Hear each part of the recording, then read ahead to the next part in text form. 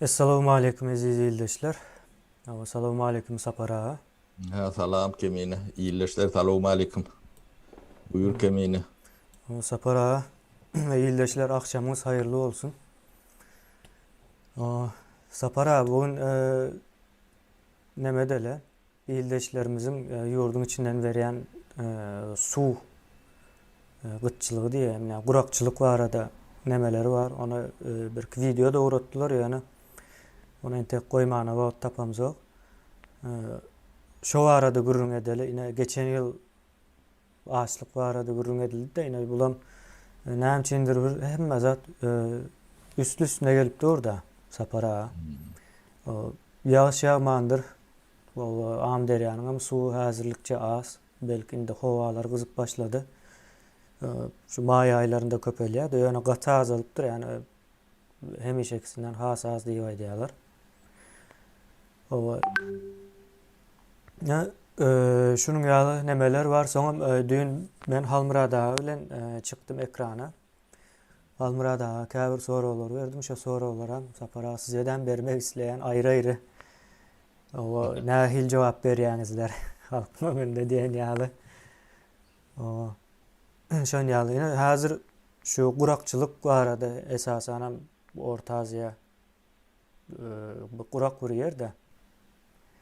O şonun nähil täsiri bolar? O. Yani esasen bu neme sapara hazır hareket edip durdu. Hı hı. Yani diktatura karşı bir oyanış boldu. Şimdi şu oyanışam yuvaş yuvaştan harekete öwrülýär. Şu harekete öwrülme nemesinde o mevsiminde diýip o yine şunun ýaly kynçylyklar var arasında çık yani kurakçılık diýdi. O yani iqtisadi ýagdaýlar var. Elbette mesela bir-birine bağlanýar diýin soňunda. O şulary gürleşeli. Or kemine. Or bunu şu kurokçuluktan başlayalım kemine. Nawa bor. Öten yıl yağda aylar o kıyın yağdaylar gelýändir.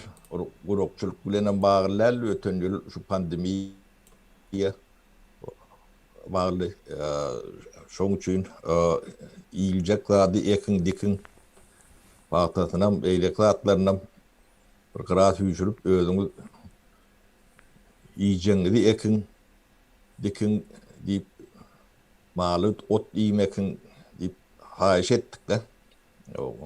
Ona edilene meňden okda. Nemetinem görgüsüne görüp ýören bolmaly.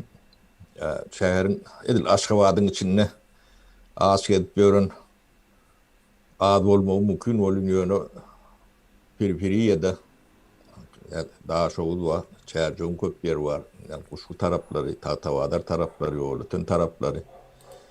O bulatlan doğruluğunu görýän bolmaly. Onun öbür Türkmende bir söz vardır. Bilmesen bilenki inem etmesen deyip katı bir ağır söz vardır. Hemen katı ağır gelende aydylýan sözdür. O şu Türkmeniň iň ulu gargynjy diýip hadap etseňem ýalňyş bolmaz mıkan ýa-da. Inni büýül ekjek diýeňizde de kändür mümkinçiligiňiz bolman biler. Sebäbi ýyl gurok gelýär. O men 29 aprelde alan bilgime göre am deryan bilmedim 50-60% öňküsinden az gelýär da tuý. Evet, video bilen görkezdirlerim. Ada bolup ýatyr am derýär. Özüm aýa uçtudy däl. Çerjo kerki töwerekleri. Daha şoğda şuat meleklerini hiç ekip bilen okur. Tuğ yok diye de. Ol tam buğdayına gururuna yok diyeler. Tuğ yok diye. Yuş tuğuna da tuğ yok olmandır.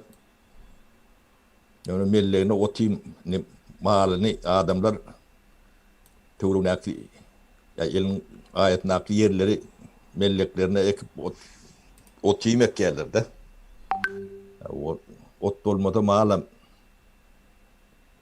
uzak yaşap bilen o. O köyünü geçen yılki tamirlerden ya çatılardan alıp ya şoňulen güderan ediyorlar deyip şeylip aydiyalarda. Şimdi bunu bu ne derecede dediğini bilmek için hovuzlar vardır. Ne vadakran ilçeler deyi var. Hovuzhan vardır.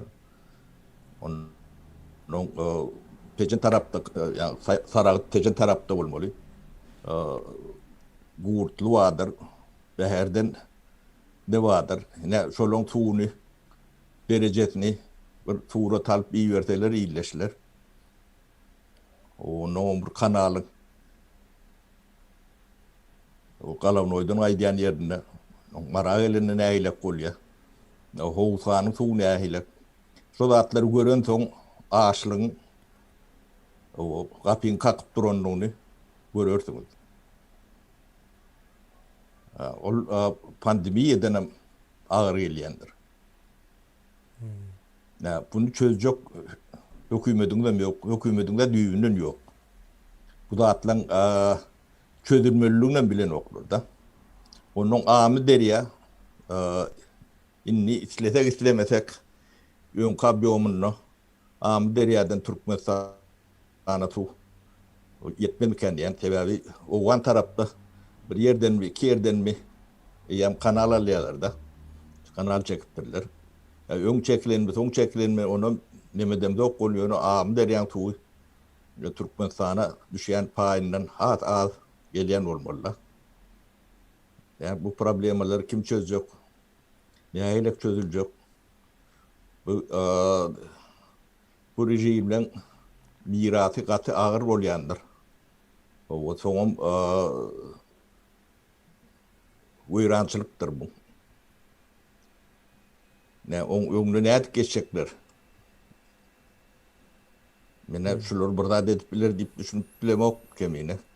Burada olur yalak ne bilgi ne akıl ne neme. Ve edecek olsaların başını neme çararlar bular.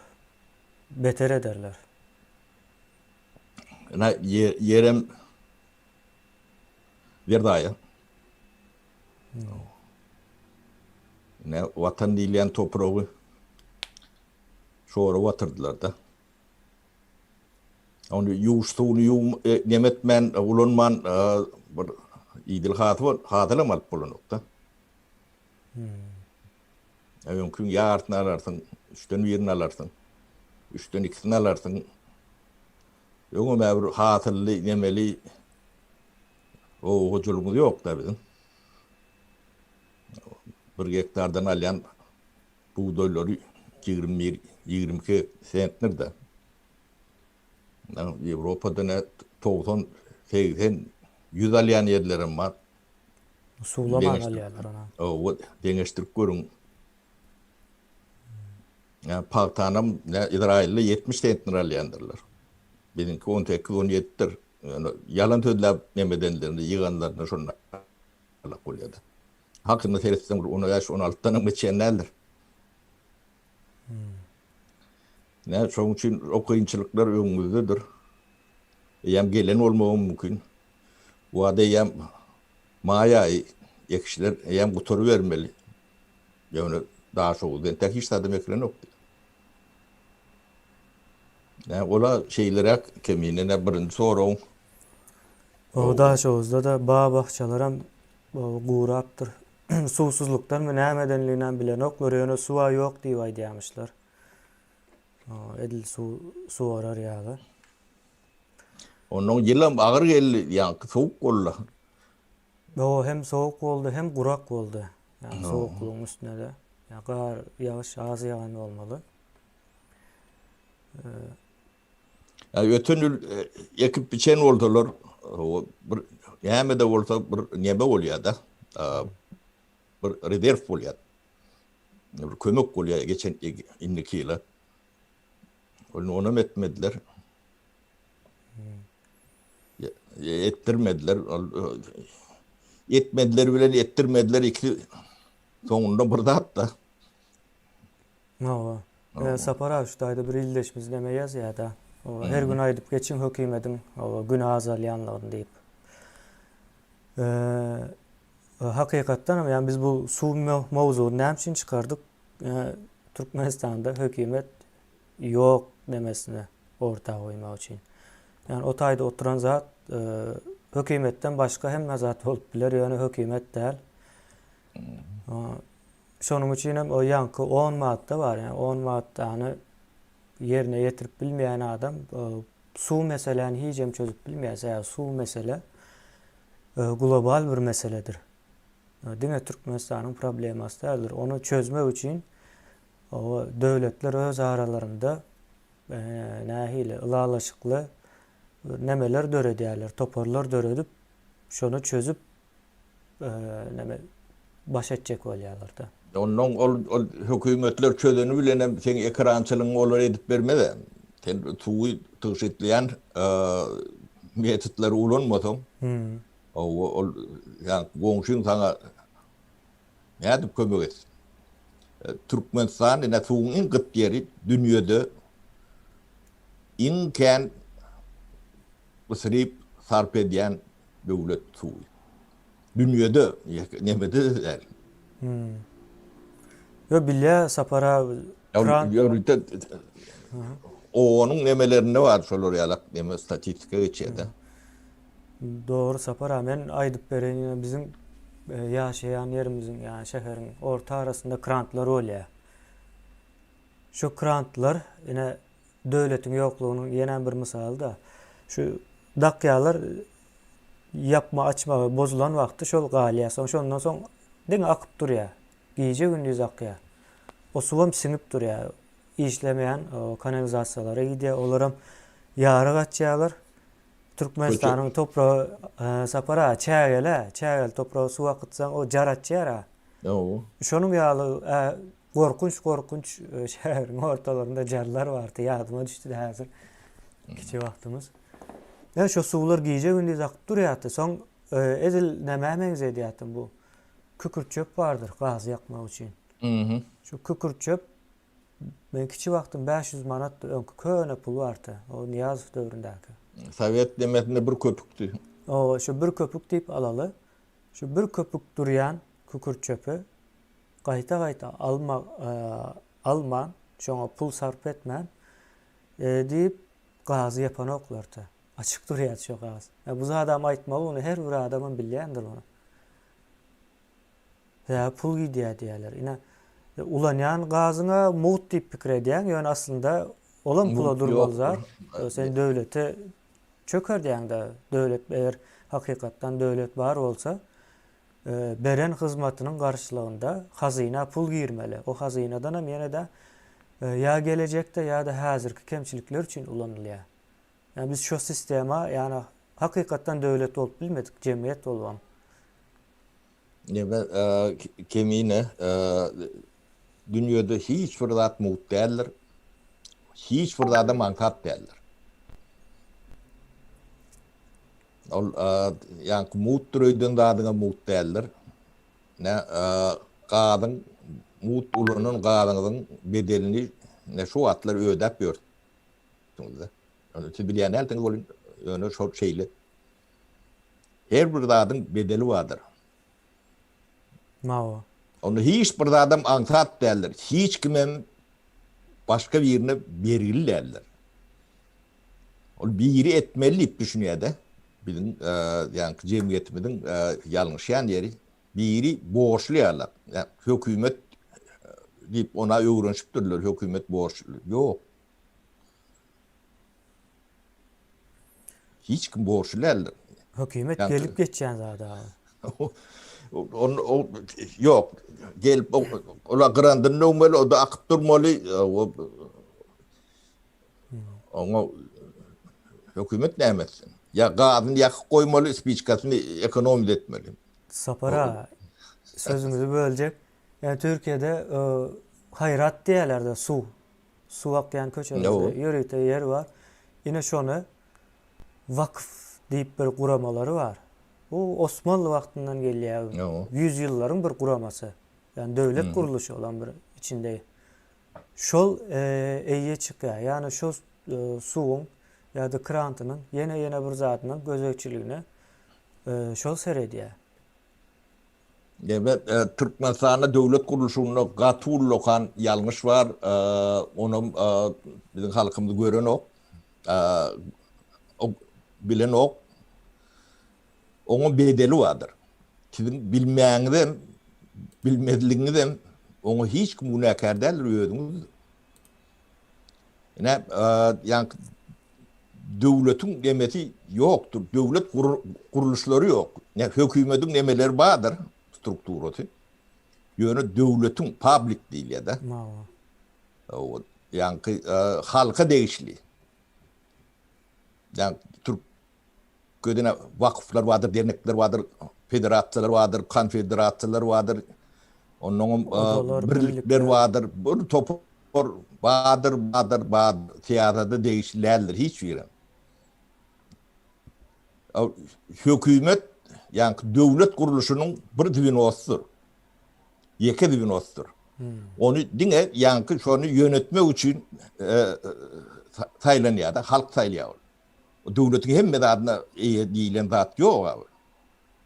Bizde ne şol halkın kurumaları yani public kurumaları düğünün yok da.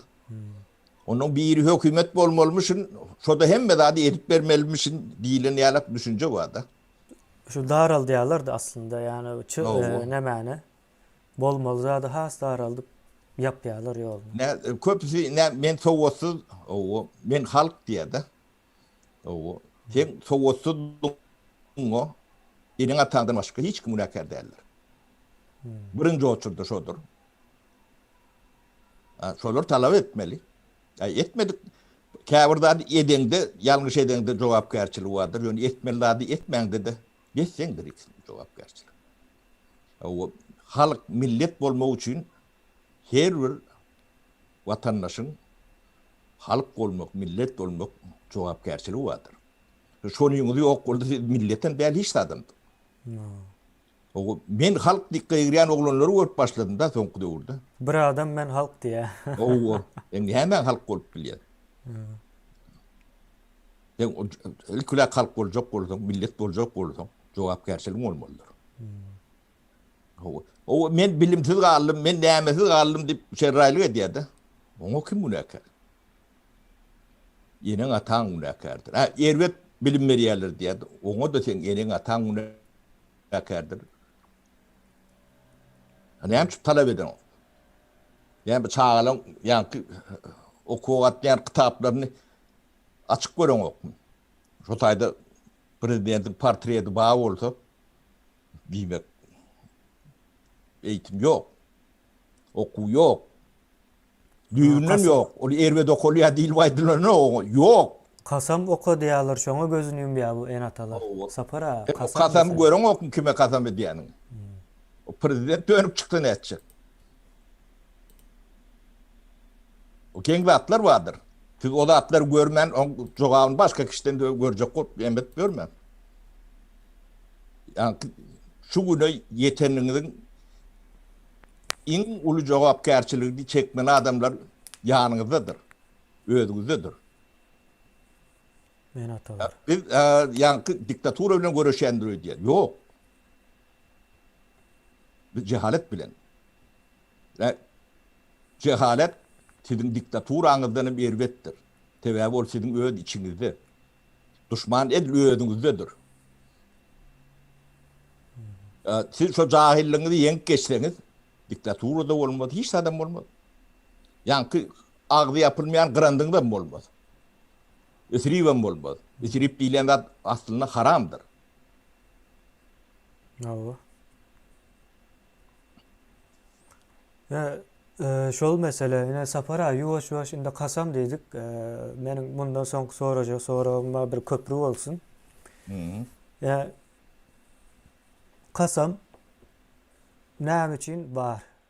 Birem häzir Türkmenistandaky görnüşinde bar. Yani meselem harby kasam bar, emme ýurt onu bilýäs. Ýöne Türkmenistanda çağalara kasam öğredilýär. Şol her gün o mekteplerde asylgydyr. Öňe kitaplarda bardy. Inde mekteplerde asylgydyr bular. Bu näme üçin bar? Yani prezidente o dönüklik etsem ömrüm bilmem bir zat bolsun diýen ýaly. Näme bar? Deme kemine birinciden bir nadanlyň aňyr bar. Şo kasamy okuwçylara öwredýänem, ýöne şonu seyredip görmeýänem. Şoňa da düşünmeýän. O da nadandyr. Muallim bolsun, o ya okuwçylyň en asassy bolsun.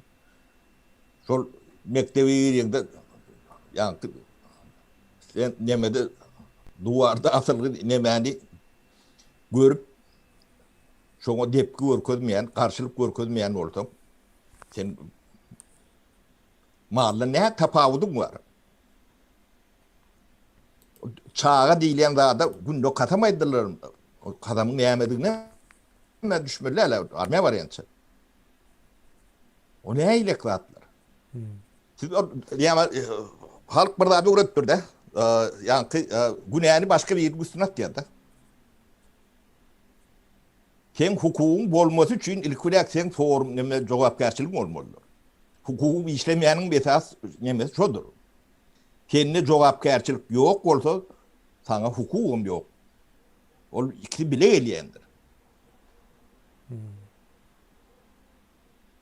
Onun o şu tiyatrı taşıdığına biçimde ne böyle diyorlar yok. Böyle zat yoktur. Senin cevapkarçılığın yeridir. Sana biri edip vermelim bunu. Şu an öyde yatanlara demelerim sonuna. Onun Türkmen yankı güyce hılmadı diye de.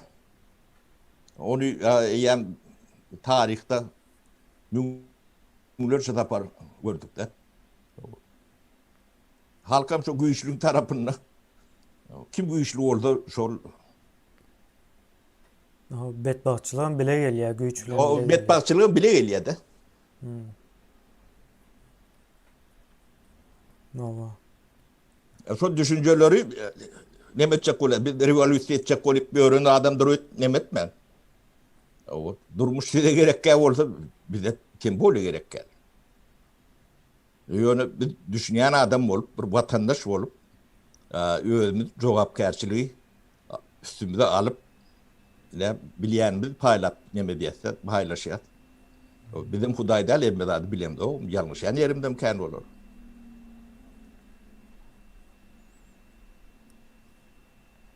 Nova. Ya sapara şu neme vardı yankı kasamda o kül olsun neme etsem diye de dönüklük etsem diye prezidente.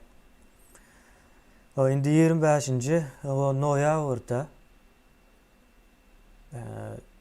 bolan waka gelecek bolýanda. Ine şo taýda dönüklük etdiler, ine ömrü kül boldu diýip görkezýärler.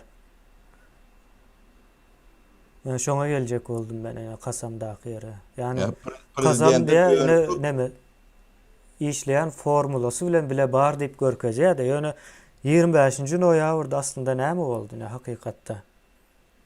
Kemine ne Şubat näme urk geçe. Şubat ne Türkmeniň ya bolmaly ya yitip gitmeli diýilen nemesine geldi de. Ne devlet bolup bildik, ne millet bolup bildik de. Jogapkärsiz adamlaryň jemgyýetine millet diýmek kyndyr. Millet bolmaňam, jemgyýet bolmaňam, halk bolmaňam her bireýiniň, her şahsyň jogapkärçiligi bardyr. Onu bir topora ya bir kısanak adamın üstüne yükleseňiz, ol adamlar o jogapkärçiligi birinciden almalylar, ikinciden götürmeliler. Däldirärler soň. Şu biri edip vermeli diýilen düşünjäni ýygy eşdiýän ne apadysy bolduň, näme işlediňiz diýdi. O kim sana bergili? Sana bir zat edip verir yalan. Kimin borcu var sen önünde? O Edip berse de padişahlık duranlara aylığını alıp deme diyorlar da. Bu padişahlıklarım ta o hepsi de köpek etmeli. Yemçül etmeli. Sotoru önünde berip koyun yok. Onun şu nimetten diyen soruyu ilk bile enene, atağına, kakana, doğununa yaşı ettiyen oldu. Ödünü vermelidir. Onun ilk cevap ertiliği sizdedir. Onun diktaturu yani rejim bırak diyenizde o elbette onu hem ekşem kabul ediyor. Yönü problemanı rejim değildir. Cehalettir. Onu rejim ayrında diyen geçip bilmeyiniz. Şunu yen geçmeden öğünüz, o da sizin içinizdedir. Sizin düşmanınızın içinizdedir. Taşından ödülep görmeyin. Öğünüz bilen, yağınız bilen götürüp görünsünüz. Gece bile yatıp bile turuyansınız. Bir nadanın öğünü ediyen yamallığı yalak, hiç kim yamallığı et bilen nedir? O çağısını zahiliyanım şolurdur. Cahilliktir, başka iş sattır.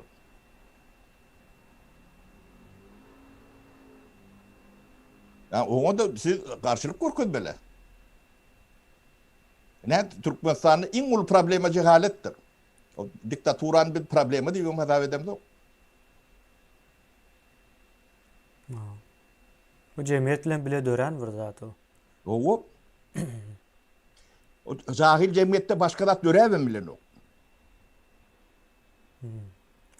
Böyle sapara indi şu 25. noyabrda o bir giden vakalar oldu, bir giden o adamlar alındı, adı bilinenler var, bilinmeyenlerin sana has köp deyip aydiyalar.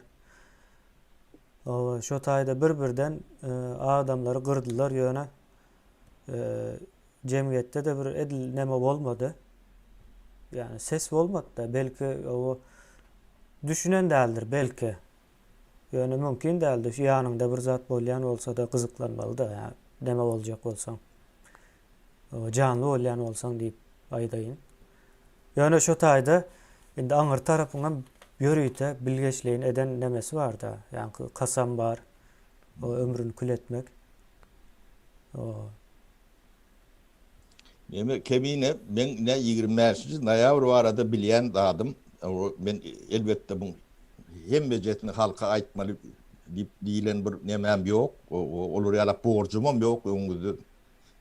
Suudum değil, nemede değil. Ben aydıp bolyan dağıtları aytmalı, dağıtları aydan elbette doğru tamam. Ne 25. noyabrda bolmol da niyada bir meclisin cayından eli kelepçeli çıkarmalılar. Onu etmeli adamı meclisin başlığı vardı şu an. Halif diyediler. Şolar onun bir topor yürüyüşler var, nemeler var. Yani şu an Türkmenistan'ın yağdayı şunlarla bolcağını bilen adamlar etti şunu. Şunun başka çıkarlığının yoktuğunu bilen adamlar etti. Başka hiç il çıkarlığı yok rejimden başkaça kurtulup bolonu yok. O tayda terörüm yok, yaragım yok. Yani mirak variyanını gören adamlar, bilen adamlar, özünün Türkmenistan'ın en aydın adamları. Düşüncesi bile devlet düşüncesi olan adamların içinde katken ne kağıbatının başlığından meclisin başlığına çendi. O Dışişleri İşler Ministerliği onun içinde 4-5 tane adam var. Da minister var, patol olup bir öğreni var. Nemedik gördüğüm hem meclisi bir deren koçu alağı adamlardır. Ya biz başkaları bile buluştuk. Yani Türkmen kümsüklüğü nedenlerken de onun hemmeti yanık gitti. Yani şu an Güçayız tarafı orada şu tarafa geçenler vardı. Yani, Spiker'in korkusundan aydar. USB sebebi var. Yani hazır bu tayarlamadık Zapara. Onu nemeden görkeze ayar son başka Ne bir çıkışta. yollu Urvanov çoğat bu neşe konum bakın başlığı da. O bizim ilimiz deyip bir öğren olundu. Son kariyeratın yolun açılmağına da men sebep paydı geldi sebeptir. Şöyle özümüz adam ettik de.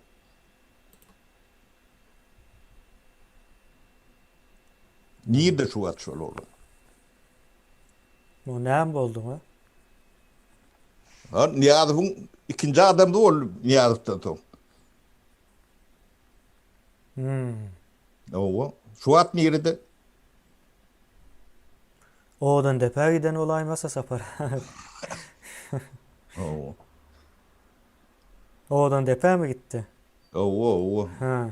son gitti yani metliğine çıdaman iyice götürmen.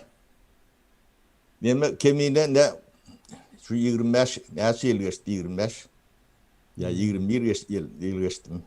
Ben düşmanlamın ağramlı öyle tağutlarını öldürürlerdi. Ya ben şolun birine de nemem yok. Ya, katlaşım yok yönü. Yok orada burada atma. Ya 30 yılım şu bizi terörist, oğru, neme deyip yankı neme tingdirdiler de cemiyete. Hem içinde hem dışında. O Bu üyt göçük yeri Zapara bular daşında da işleýär şol bir nemeni alıp yok şovur biyetit. Onun Doğru. hiç neme adı yoktu. diktatura şonun ýaly gerekli de bulara. Öyle bizim şu terörist deyip yarlığı yapılanını kovuyordular da. Käbir yerlerde Hudaý ol paýlap görünlerim var bol aýtda. Ne halkın düşeni önemli. Zapara hazır bir Ne şu spitanın içine deretsen, oruna Tayland'dan bir halka görködüm. bor. Şoň içinde ministra baronu da var. O KGB'ň başlygym var. Terhet gullugynyň başlygym var. Başka bir näçe ministerstwoň adamlary var. Institutlaryň nemeleri var. Alımları var. Türkmenistanyň bir gaýmagy. Şoň şol adamlaryň jeminiň bahasy ýakly Türkmenistanyň neftinden, gazyndan, beýleki atlaryndan yüzlerçe sığınmatdyr. Şok atlary ýok edilen soň näçe jahil galmaly. Başgaça bolmaýar. Bu galanyňda zahir galanyňda ýene de bir nemede ýöne todak gitmeli. Millet ýok bolup gitmeli. Aryn namasyny, medeniyetini gorap bilmeyen millet yaşama hakkı yoktur. O milli şuuru, milli düşüncesi yok milletin. Onu ne edip millete taklayacaktı? O cevapkari demeni daşından gözlep ben. Özümüz içinizdedir. O ben okumadım, düşünmedim, bilemok deme o sen günahdır. Keminen günah değildir ya, ben günah değildir ya beyle kim günah? Sen bilmediğinle seni hiçbir cezadan boşadılır o. No. O. Neme vardı? Yanlış bir atasözü var. O bilmediğe bela yok deyip aýdýarlar. Zapara belki eşitensinizdir. Yok O işte bilmediğe bu. bela ne edip bolmasın. O bilsen bilmesen bela o hemmänem deň derecede alıp gidýär ha. Onun hiç saat edip bilmeyen adama kovu adam değil yandır. Garip adam kovu adam değil yandır. Gariplığın kovusu o. No.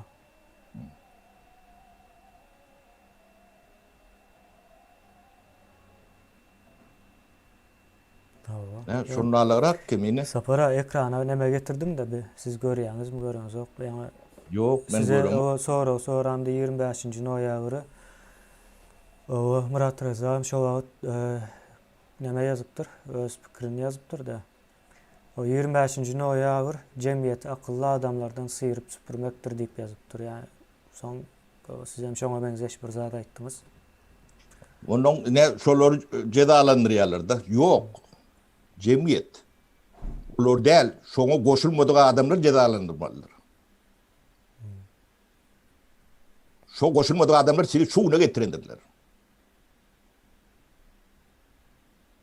O Şeyh Muradov prezident boljak, nämetçe o gurrunlarım ýokdy.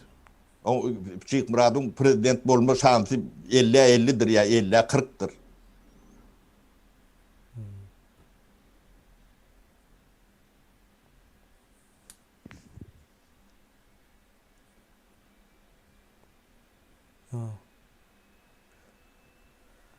O bir illeşimiz näme ýazýar? O cehaletin duýgudaşlyk diýen illeşimiz ýazýar.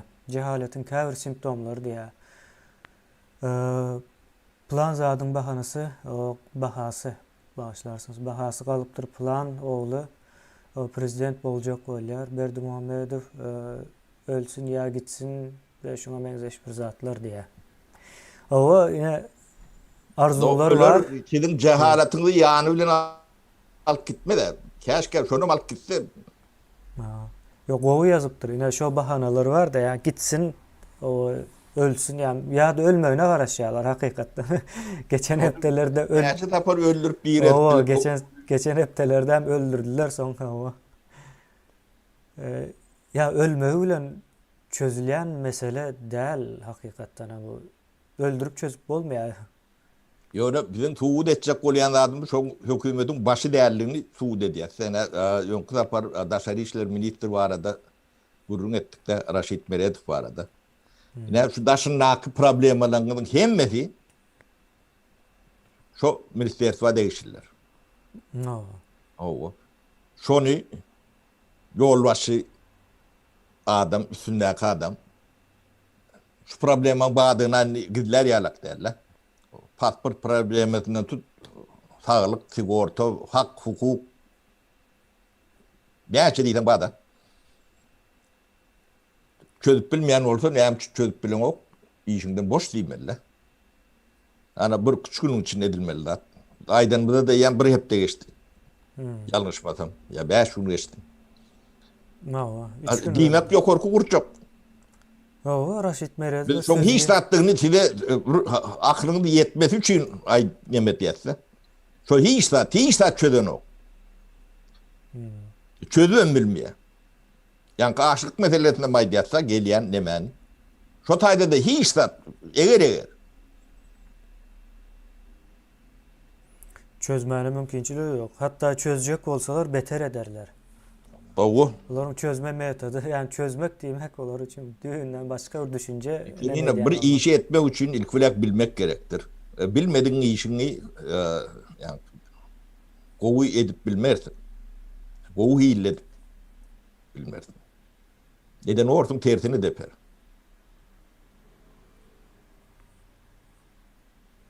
Bilmeyen iş edip bolýandyr adamlar şolur ýalak düşünjede mi ada? Adamlar bilmedik adını hiç edip bilmersin. Tinak göreyin. Yani şoň üçin siz Türkiýede yani bir yerde injiner bolup işleýäniňiz birdir, ikidir. Galanyňyz hyzmatkarsyňyz. İşini bilýänlerdir.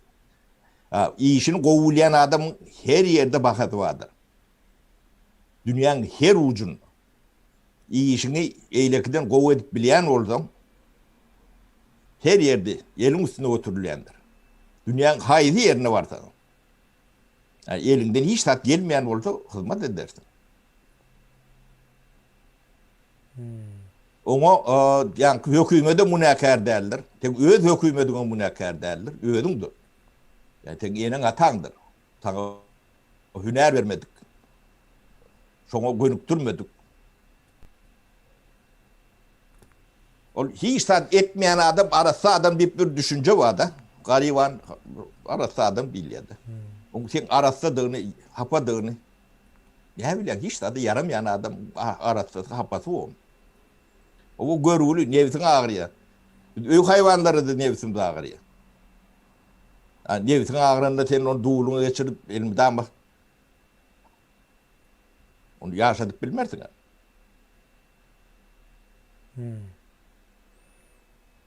Hüner vermediler diyen. Size kim vermeli? Yani hükümet kurulamayan olsa özünüz kurulamalı, talep etmeli. Bir bulup tam edilmeyen olsa 10 olup, 100 olup, 1000 olup bir yerde değil. O pavsimesine.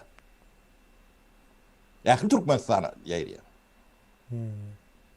Yani pul verip yukarı okul caylarına giriyorsunuz da. O tayda ılım yok. Bu olmadı mümkün değil. Şu sistemde ılım ya hüner verilen yer yok Türkmenistan'da. Yadınızda çıkarın. Bir düşünmeyendir diye de. Onun bu ne karı ödünüz. Başka hiç kimdir. Sapara şu tayda bir soru var. İstanbul Türkiye diyen iyilleşimizden ama size soruya Raşit Meredov diye Sancar oyun vakasında diye haysi vazifede işleyerdi diye. Şu an minister döydü yani. Yani daşarı işler derdi yani. Aşağı işler ministeri. Daşarı şu demeden son o geçti yerine. O Şeyh Muradov'tan son şunu koyup. Şeyh Muradov'tan son vakit yitirmen şonu koyan olmalıdır. O. Şondan veren minister. O. Ödem şu Türkmenin yani kritik vaktidir. Şu edilmedik olsa ne şu yuğuna düşmeli ya da düzelmeli de. Demek o açır soğun yanında yer alıyor bu adam. Ödem onu korku sindirmek için kemiğine ne korku sindirme prosesi şu 92. yılların beri başladı da. O küçük emeleri denek gördüler bolmadı. 99. yıla şimdi ölüm cezası vardır. Ne Türkmen hiç vaat sonu kaldırıyanlarlar ne için? Atu cezası. O atu cezası. Türkmen sağına 99. yılla atu cezası verilen adamların sağını nungleptir. Onu bir şu kıyıklık edip doğrudan yatırttık da. Onun atu cezasını neyme veriliydi? Şu triyek ulanana dip veriliydi. Ya triyek sevdasını edene. Onun yörüte diyediler. O Türkmenistan'ın 99. 2000. yıllarda heptelik demesi sarp edilen triyek maddesi ya narkotik maddesi bir konteynere yetti. Bir konteyner demek katı lokandattır, 20 tondur. Onu devlet kurumoçuluğu olmasa bir yerden getirip akidip bolayan neler? Narkotik deyilen de yani poşta bilen övülen de derler. Onu eşek bilen getirip o madden demetip olun. Yani afisal demesi statistikası 250-300 bin adamda. Yani statistikanın içine düşmeyenim sonuçta vamkan yerine. Onun şoňa oturmadık käte ulanyanlar vardır. Olur bilene dünýäň nemesi. O bazary ýöne üpçün etmek üçin tepkide bir konteyner adından tirek gerekde. Onu döwlet etmese başka hiç kim edip bilen nokta.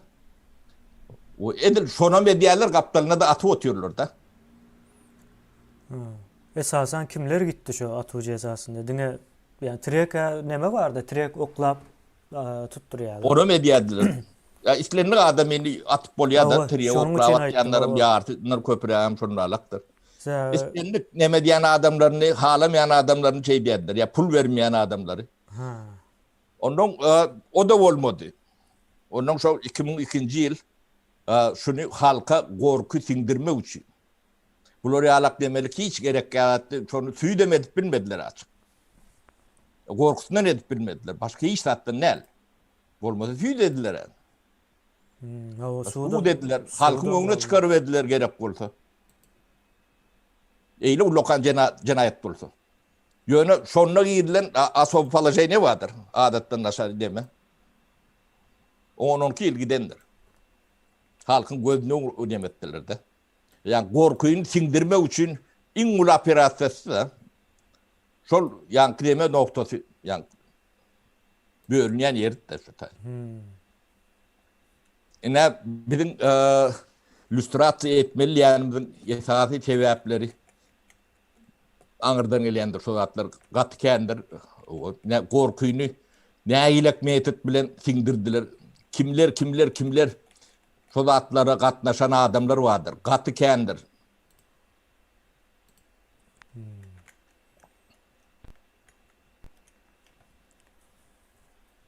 Men ne şu demede Türkmenistan'a gidecek dedim de. O onu da hat yazdım. Ben dememi hoptuluğumu abispeçü dedim. Ben tüyde gidecektim. Sotayda tüyletmeli ben tayin dedim. Ben abi bilenelim vardır. Ağaçlığım tuttum şöyle. Yakıtmesen neme diyendi. Berdi de burada beni oturtmadım ben. Yok iyiliğinde durup bilecekler dediler. Onu da şotayık barar yala edin dedim. Onu bilmediler. Ben pasportum bilen Türkmen il çıkanının adını ayda oturmayın. Baramda kapıdan kaçık gidiyordu. Bana vize vermiyor. Gidecek şotayık diye.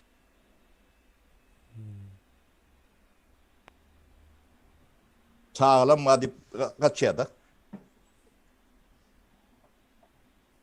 O öyle ölüp gittiler.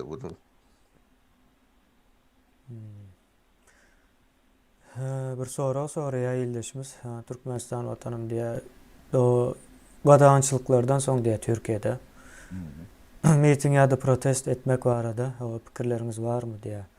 İldeşler o pikir hemişe de var. O birinci fırsatta edilecektir. Yani Türkiye'nin ýagdaýyny bilýäňiz. O has neme diye şu an bizim ýagdaýymyzy amçylşyrlaşdyrýar. Ýöne şol nemäne mesela miting protest boljak bolsa şu taýa adamlar tiz cemlenişmek üçin şu onluk sisteması vardır. Onluk sistemany hükmän suratda etmeli. Yani hemme adam öz daş döwründäki o düşünceli, isleýli adamlar bilen birinci o söz edişmeli. Ondan soň ýuwaş ýaýraýar, şonuň güýji ýaýrajakdyr. Mesela biz bir näçe gezek yani birleşliğini etmedik yani tötenleyin ortaya çıktı. Ona bir näçe gezek başka yerlerde test edip gördük. İşleýär şol metod sebäbi öňden bäri gelen yani işleýän metod ekeni onu görüp dursak. Şonuň üçin bunu açık ekrandan ama edip bilýäs gizlin zat däl. Buňa hiç kim päskelçiligem berip bilmeýär.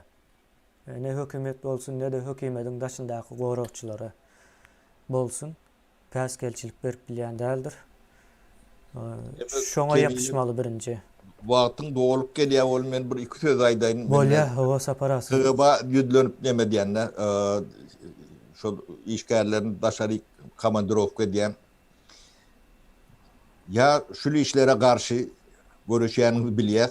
O ýöne daşary komandirovka insony halkyň hatabyna gidilýändir. Şolary biraz kwalifikasiýasy bar adamlar iýber. O özüňiz baskaralap görmän. O ya da kuratörler bilen bilen emessinler. Bular düýbünden nemeleri ýok. Kompetensiýalary ýok. Düýbünden ýok. Siz watany näde gorýan, hoplugy näde gorýan siz? Şu ýagdaýyňyz bilen. Na haýyş ýöne neme biz olara hiç de diyemde yok. Bu kayıtta katı ayrım töz diyen ben.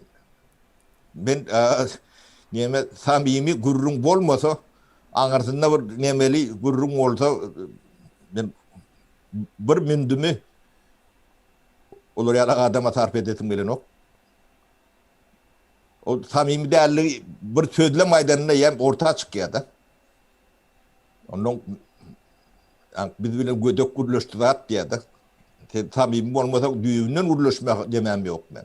Ola gödök ekenne. Yani çok ayışmam yani gödöğünü tutun dan adam yalak adam iyi verin. Biz sizden çekint durun yerimizden bir yok nememizden bir yok. O. Ay maskaraçılık ya olurun iyi veren adamları ne gürläp bilýär. Ödem doğulu katı käneken pokyalık şolary da aylık pul töläp berän bolsaňyz bu gewsiň ardyna bu halkyň kazanan puluna da beýt nemet bermäge. Aa, İň bolmanda bir adam ýalak bolsunlar. Ha iş etsinler, sizi üçün etsinler. Ha o bizim karşımızda etsinler. Onun yemesi yok. Sizin dereceğin adam şov olsa devletin hopsuzluğu korunun ok demektir. aa. Ya biz her tutanımızın şulon uğruyunu siz görün deyip bir orta çıkarıp görkedelim. Gerek olsa ona mı edip biliyaz? Doğru. Sapara şu dayda yoş Olya- tamamlalı. Vaktimiz olya kemiğini- geçti. Sapara sağ olun yani 25. noyabr gatı möhüm mesele mi kendi yani menem şu O vakta bir giyinrek demedeli. Kendine bunu kıyıtkanemede aydıp bolun ok. Demesi hikayesi. bolya o menem mesela şu vakta çeline bir yıldan hem geçti de şu vakta çeli şu vakanın möhümlüğüne bilemokdum indindi yani son 2-3 aydan beri düşünüp uğradım yani ekrana getirmeli mi kendi yani deyip yani Korkuyun tindirme yemesi şunu şular yalak mahsu korkuyun tindirme için ettiler de. Ödem halk çoğuma boyun olur yalak ettiler.